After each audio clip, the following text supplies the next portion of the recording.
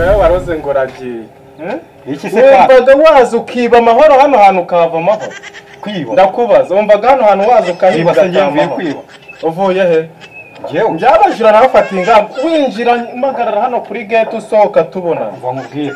Je ntabwo nahije kwiba ahubwo. Waroje gukora iki? Boya hano ari ahantu hirinze hameze neza. Ari nkubwe nje kunyara. Warukubwe uje kunyara. Uje kunyara mu rugo rwanjye. Nese nato yibanye. Nimbi haba se ninde wahamagaye nabura ngo ngakubwira gukingure. Waje usunika urugi urinjira nta muntu guhamagaye. None se wambonye? Nakubonye magara kuri gate kugira ngo tuze kubonana. Ariko nta n'ikintu mfite. None se urabona hari ikintu natwaye? Wana mungaye ndabona nta kitwaye. Nari bigenda ari kubutaha. Imba nkuvunaguye ari kubutaha. Ujye winjira ahantu ari uko amanje kubaza. Aya ngende umwana mwiza. Nta kibazo genda.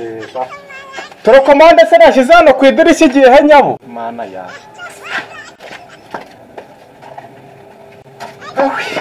Mana yanjye aka kanya gise ubu wasa na televiziyo cyayijyana.